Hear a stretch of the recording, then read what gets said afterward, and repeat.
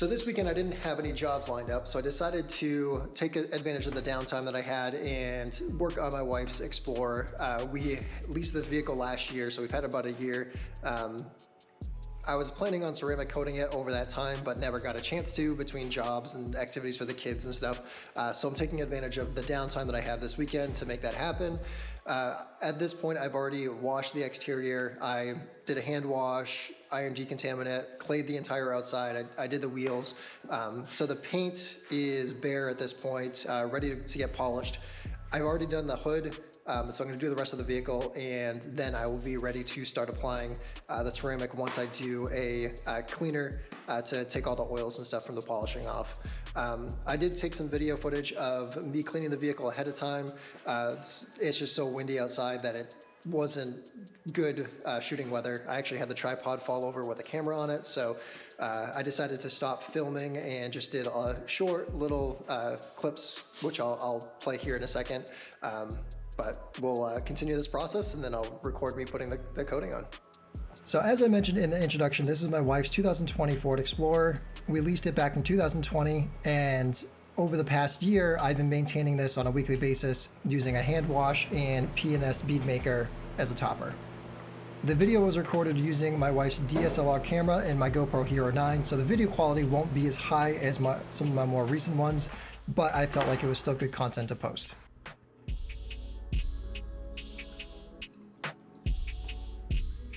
So we're starting off with the wheel cleaning using P&S Brake Buster diluted 5 parts to 1 to clean the tires and rims. These wheels are cleaned on a weekly basis, so there's not much as far as dirt and grime buildup.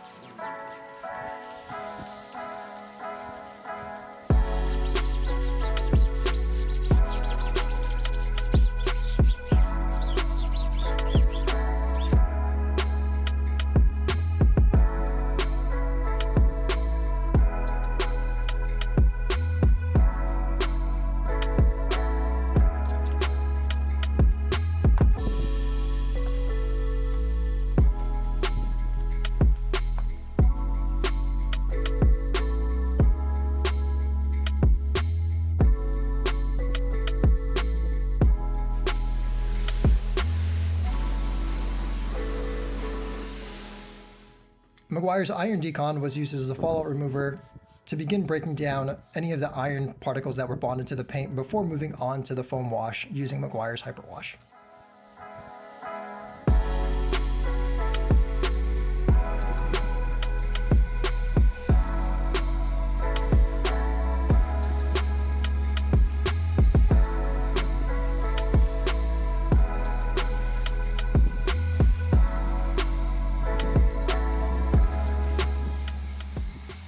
This is about the time that the camera and tripod fell over because of the wind, so I decided to move the setup closer to the building to protect from some of the wind gusts.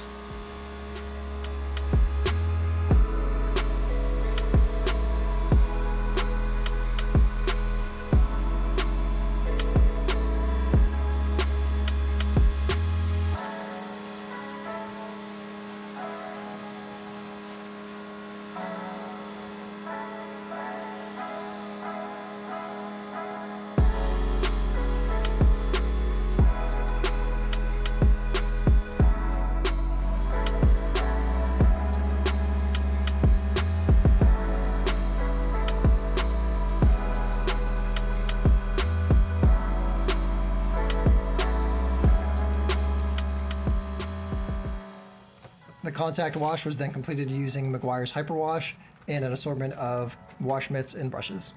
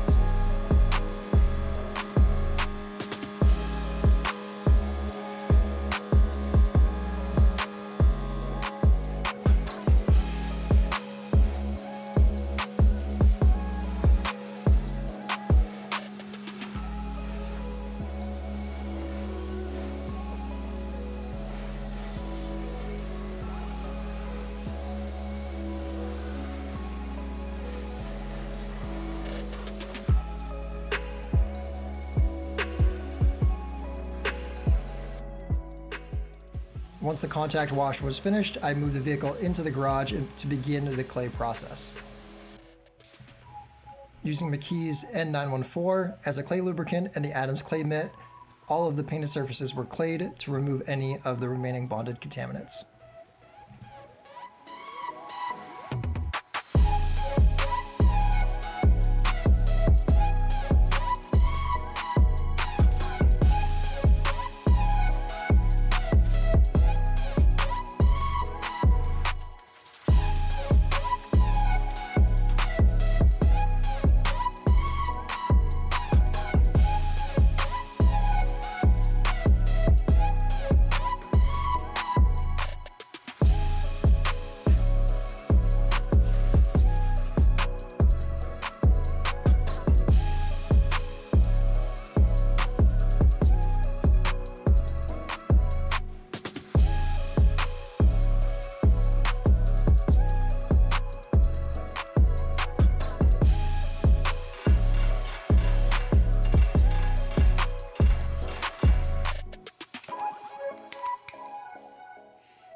Using compressed air, all of the cracks and crevices were blown out to reduce the amount of water dripping that may occur once the drawing has been completed.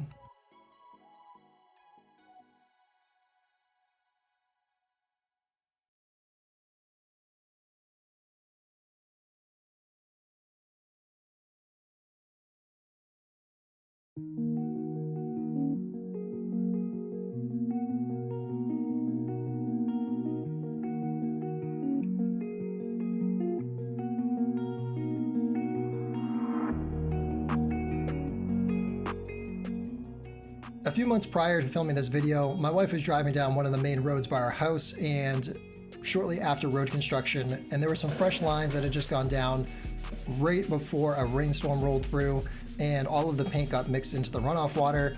And as she was driving down the road, a lot of it sprayed up onto the vehicle, and then there was road paint all over the side of the passenger side and all over some of the lower plastics. So we needed to take care of that and remove the majority of that road paint, which took a little bit of time. Using Stoner's Terminator, that was able to pull off the majority of the paint off of the plastic surfaces, and also any of the painted areas that where I could not get a clay bar or clay mitt into. My plan was to ceramic coat all of the plastic surfaces, so I needed to remove this road paint as much as possible.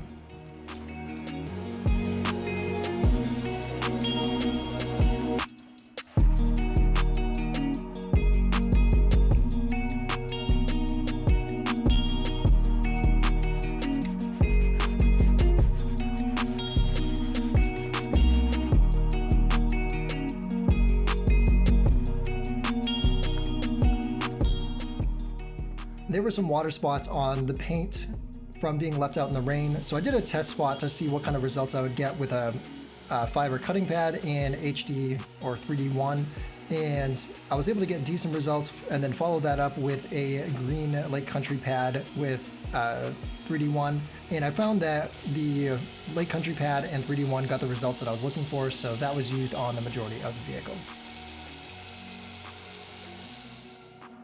The paint was cleaned using Meguiar's Surface Prep prior to applying the coating.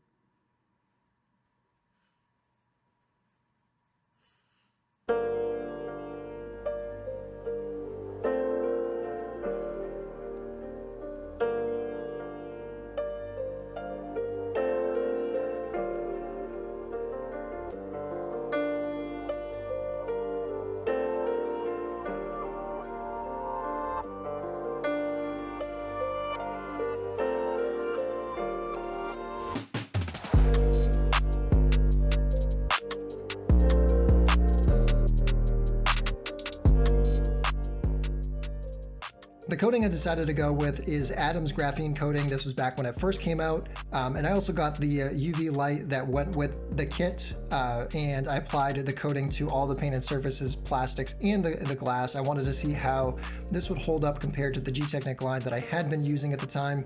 And almost 2 years after applying this ceramic coating, and I've only used Adams ceramic topper once during that time, and it's holding up very well.